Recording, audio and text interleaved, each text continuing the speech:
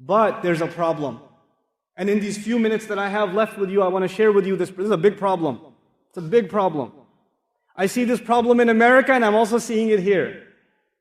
I was realistic before I came here. We're a global world now. The problem of Muslim youth in America are the same as the problems of Muslim youth in Qatar, or in Dubai, or in Saudi, or in Pakistan, or in Egypt. The youth have the same problems.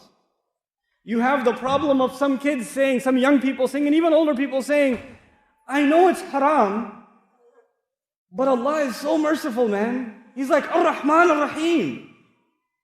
I know it's haram, but come on, He's not gonna punish me for that.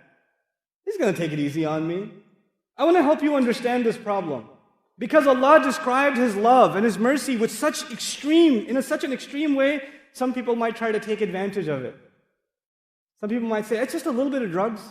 It's not that much. I just do it like twice a week. And I don't do it on Friday. And I stop all of Ramadan, I stop. I don't drink a single, bottle of liquor in Ramadan. But other than that, sometimes, it's okay. Ar-Rahman Ar-Rahim. I'll make Umrah this year, it'll be fine. They figure out they can just eat haram things, look at haram things, do haram things, and it's okay, Allah will take care of it. Allah will forgive. I want to give you an example to help you understand this. One of my earliest jobs was I used to teach at a school. Young kids. These are 7-year-old kids, 2nd, 3rd grade kids.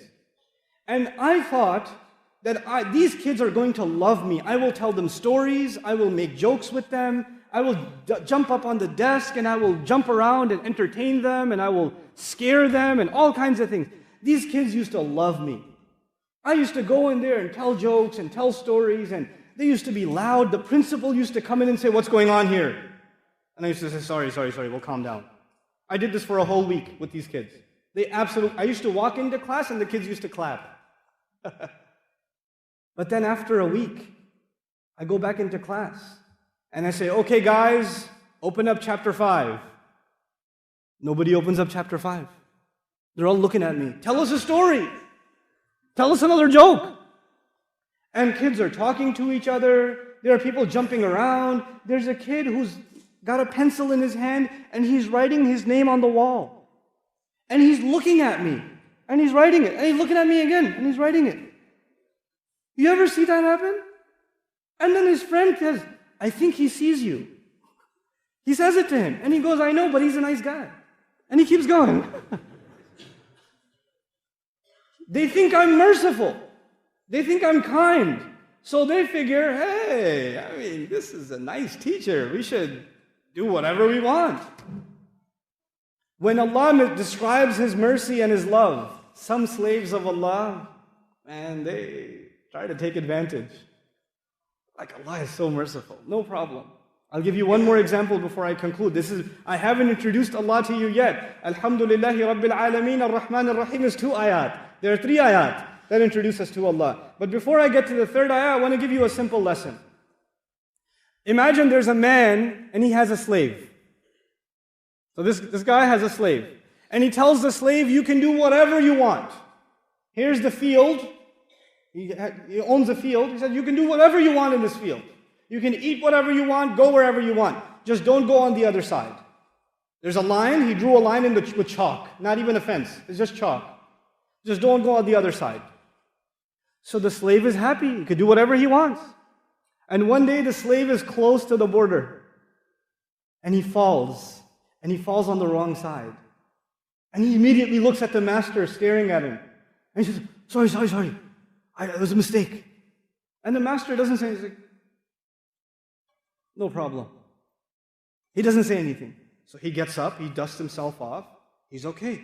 Next day he pretends to fall. And then says, sorry. The master doesn't even get up, doesn't even look angry. He says, this is pretty good. I mean, he told me not to go on the other side, but I've gone twice and I didn't get in trouble. This must mean it's okay. Some Muslim says, I had some haram substances and no lightning struck from the sky. Allah did not send like an axe wielding from the sky, chopping my tongue off when I lied. It should be okay. Allah is okay with it. You try to earn some money the wrong way, you look up at the sky, oh, nothing happened, I'm okay. I could do some more. So this slave starts going on the other side over and over and over again. And a whole year goes by. Now he spends most of his time on the other side. So the master calls him. After 1 year, he calls him. And he says, so, how's it going? Pretty good, pretty good. You're pretty kind. Love it. And he says, listen, remember when I told you shouldn't go on the other side? He goes, yeah, I remember. Well, I've decided to punish you for that. But I will punish you for I've been counting. Every time you went, and I will punish you for every single time you went, but I will punish you all at the same time. I was holding off.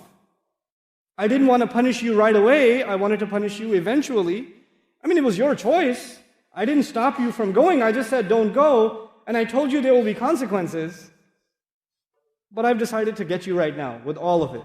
All at the same time, 1 year's worth of transgressions. This is Judgment Day. The human being thinks you can get away with whatever you're doing. No problem. I did something bad yesterday, nothing bad happened today. I should do it again today. Then I could do it again tomorrow, nothing's going to happen. It's all good. But Allah Azza wa Jal says, He puts the picture, He balances the picture, He says, Maliki yawmiddin. He's the master of, He's the owner of the day on which perfect judgment will be executed. Everybody will get exactly what they deserve. He's the master of that day too. So as I leave you in this khutbah, I want to share with you that Allah balanced two things. On the one hand, He is extremely loving, extremely merciful. And on the other hand, if you take advantage of His love and His mercy, then He will judge you too. On Judgment Day, there are only two kinds of people. People who get judgment, who get accounted, who get audited, that their records are checked, and the people who Allah doesn't check their records, He just lets them go. I want another story before I let you go. Soon after 9/11 in America, there was a lot of security at the airports. And of course, they gave Muslims special treatment when they travel. Right? So we had take your shoes off and go through extra security and pat downs and all of it. It's not like that anymore. The first couple of years were pretty bad. So one time I was traveling and nobody gave me extra security. I traveled like a regular person. I went through the metal detector and they did not say, sir, step on the side, let's give you an extra special treatment because you're a Muslim. Nothing. So I was surprised. I looked at the security guard and I said, I don't get it. But immediately the ayah came in my mind, hisaban yasira. Allah Azza wa Jal describes on Judgment Day, there will be people who will have their book in their right hand. فَسَوْفَ يُحَاسَبُ حِسَابًا يَسِيرًا فَأَمَّا مَنْ أُوتِيَ كِتَابَهُ بِيَمِينِهِ فَسَوْفَ يُحَاسَبُ حِسَابًا يَسِيرًا. The guy who gets the book handed to him in his right hand, he will be given an easy audit. You don't have to open your book and show the angels. By the way, on page 35, I have a Hajj. Please make sure you check that one.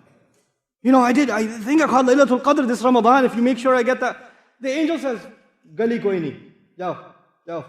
Just go. It's okay. No big deal. They're not checked. But if you get stopped by security on Judgment Day, and they say, let's see your book, and they open the page, and you even get asked one question, Judgment Day is bad for you. It's bad for you. إِنَّهُ مَنْ سُئِلَ يَوْمَ الْقِيَامَةِ فَقَدْ هَلَكَ. The one who gets asked even one question on Judgment Day is done, is destroyed.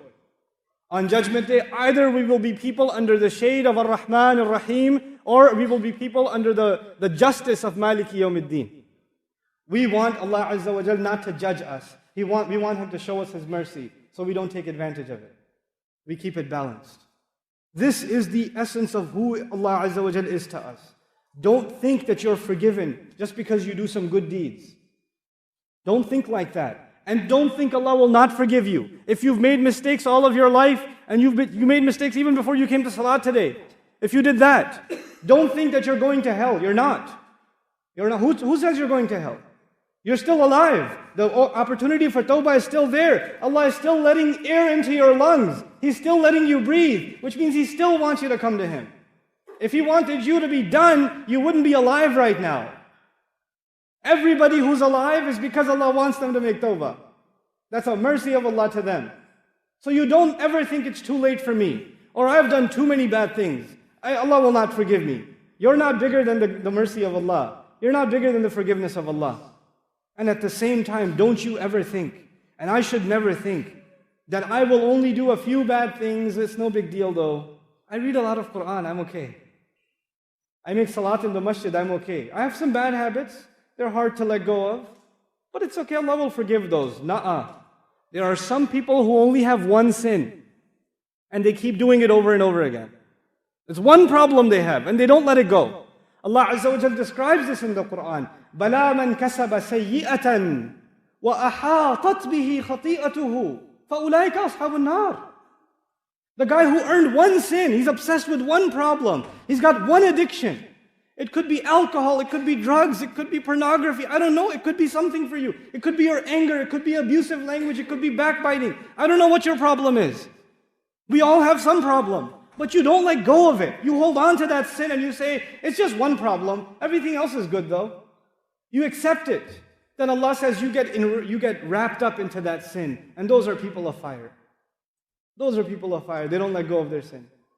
May Allah Azza wa Jal help us accept the fact that we are slaves of His. And may Allah Azza wa Jal help us earn His mercy and His love in this dunya and in the akhirah.